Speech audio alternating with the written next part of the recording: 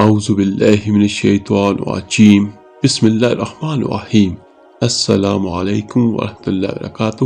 میرے عزیز بھائیوں بہنوں اور بچوں، شب برات کی فضیلت و اہمیت یاد رکھیے گا کہ اس رات گناہوں سے توبہ کرنے والوں کے لیے بخشش کی یقینی بشارت ملتی ہے۔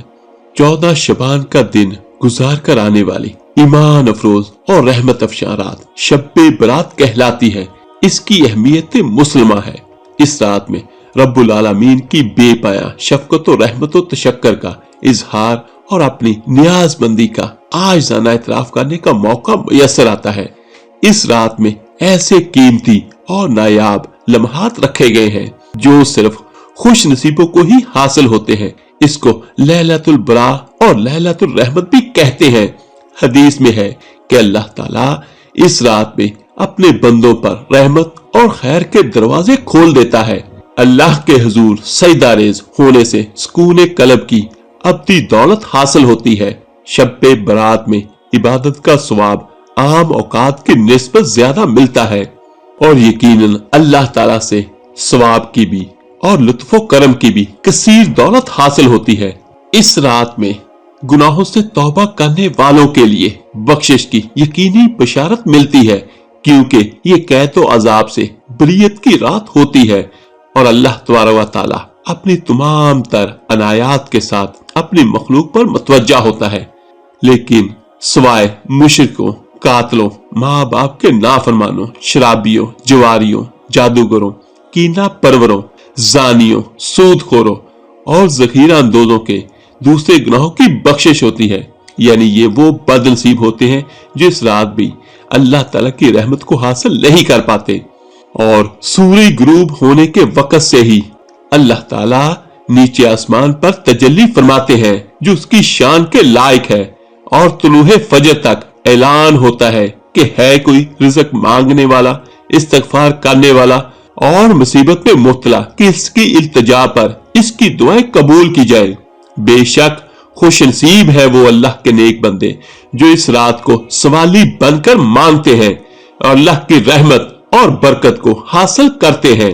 ایک رات حضور نبی کریم صلی اللہ علیہ وآلہ وسلم کو بستر پر موجود نہ پا کر ام المومنین حضرت اما عائشہ صدیقہ رضی اللہ تعالیٰ عنہا تلاش کے لیے جنت البقیع تشریف لے گئیں، جہاں آپ صلی اللہ علیہ وآلہ وسلم عبادت میں مشغول تھے۔ تو آپ کو دیکھ کر اللہ کے رسول صلی اللہ علیہ وآلہ وسلم نے پوچھا، یہ کون سی رات ہے؟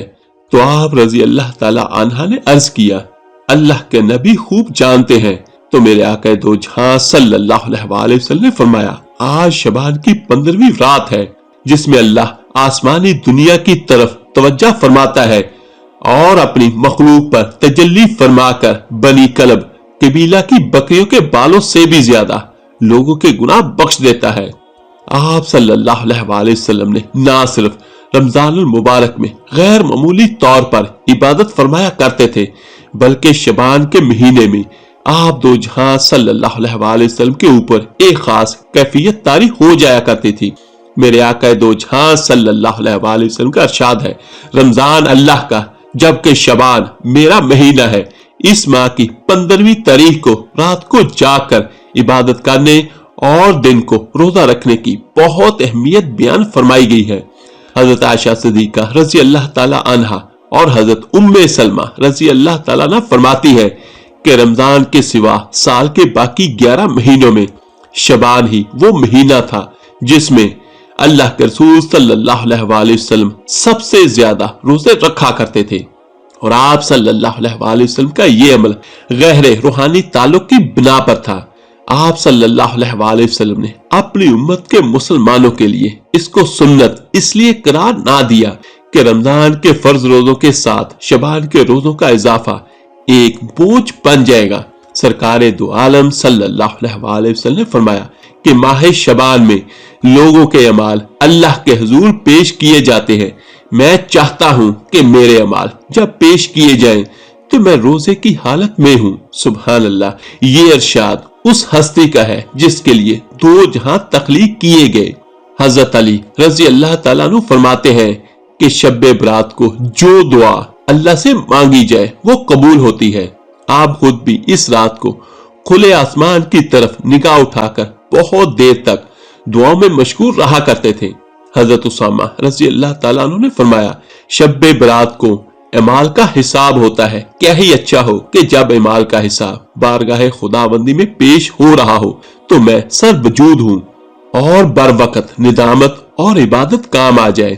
اس شب مبارکہ کے بارے میں حضرت غوث اعظم شیخ عبد القادر جیلانی رحمۃ اللہ فرماتے ہیں کہ بہت سے لوگوں کے کفن تیار ہو چکے ہیں مگر وہ موت سے غافل اپنے دنیاوی کاموں میں لگے ہوئے ہیں۔ بہت سے لوگوں کے لیے قبریں تیار ہو چکی ہے مگر وہ غفلت میں خوشیاں منا رہے ہیں۔ حدیث نبوی صلی اللہ علیہ وآلہ وسلم میں آتا ہے جس کا مفہوم کچھ یوں ہے کہ جو شخص اس مبارک رات کو 4 رکعت نفل اس طرح ادا کرے کہ ہر رکعت میں 50 مرتبہ سورہ اخلاص اور کل 200 مرتبہ پڑھے، یعنی پہلی رکعت میں ثنا، اس کے بعد سورہ فاتحہ اور اس کے بعد باقی ہر 4 رکعتوں میں 50 مرتبہ سورہ اخلاص پڑھنی ہے اور اس کے بعد پھر دن کو روزہ رکھے تو اللہ تعالیٰ اس کے بہت سے گناہ معاف کر دیتا ہے۔ رحمت خداوندی بہانہ تلاش کرتی ہے، ایسے مواقع عطا ہوتے رہتے ہیں جن میں کیے گئے اعمال و عبادات کا اجر اور ثواب عام اوقات کی نسبت کئی گنا زیادہ ہوتا ہے، اور اللہ کے نیک بندے تو کوئی لمحہ بھی غفلت میں نہیں گزارتے اور شب و روز اسی کی طرف لو لگائے رہتے ہیں۔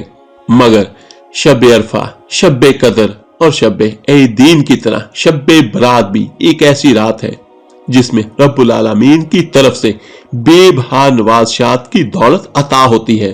ویسے تو ہر وقت ہر حال میں اللہ کی بندگی اور اطاعت کا نام عبادت ہے، تاہم شب برات کے قیمتی لمحات میں اس کی بندگی اور اس کی عبادت کر کے برکات و فیوز سے بہراور ہونا اور مغفرت کی خاطر گڑ گڑا کر دعائیں مانگنے والوں کو نہ صرف ثواب حاصل ہوتا ہے بلکہ آخرت بھی سنور جاتی ہے۔ بعض بدقسمت اور نادان مسلمان اس رات کو عبادت کرنے کی بجائے اس کو آتش بازی، چراغاں اور حلوے پوری کی رسموں تک محدود کر کے اس کے فیوز و برکات سے مستفید نہیں ہوتے۔ ان کو ان جاہلانہ رسوم کے بارے میں معلوم ہی نہیں ہوتا کہ ایسا ہندوؤں کی دیوالی اور دسہرہ کی رسموں میں کیا جاتا ہے۔ اس کا نقصان یہ ہوتا ہے کہ اس رات جو ملائکہ رحمتیں اور برکتیں لے کر زمین کی طرف بھیجے جاتے ہیں وہ ناراض ہو کر واپس چلے جاتے ہیں۔ علماء کرام اپنے خطابت میں ان خرافات سے بچنے کی نصیحت کرتے رہتے ہیں مگر اس کا کچھ اثر نہیں ہوتا۔ دین اسلام نے ان جاہلانہ رسوموں کو چھوڑ کر آسان سا ضابطہ حیات تجویز کیا ہے۔ شریعت میں ہر نئی رسم کا اضافہ ایک بدعت ہے۔ شب برات کے تقدس کا خیال کرتے ہوئے دنیاوی فضولیات سے منہ موڑ کر اللہ پاک کی بارگاہ میں سجدہ ریز ہو کر حصول خیر کی کوشش میں اس شب مبارک کو روحانی اور اخروی ساعتوں سے بہراور ہونا چاہیے۔ اللہ پاک سے دعا ہے اللہ پاک آپ کو اور مجھے ہم سب کو اس رات کی برکتیں نصیب فرمائے اور اللہ پاک ہماری دنیاوی مشکلات پریشانیاں بھی دور کرے اور آخرت کے دن بھی اللہ تعالی ہم پر اپنی رحمتیں نازل کرے۔ آمین ثم آمین۔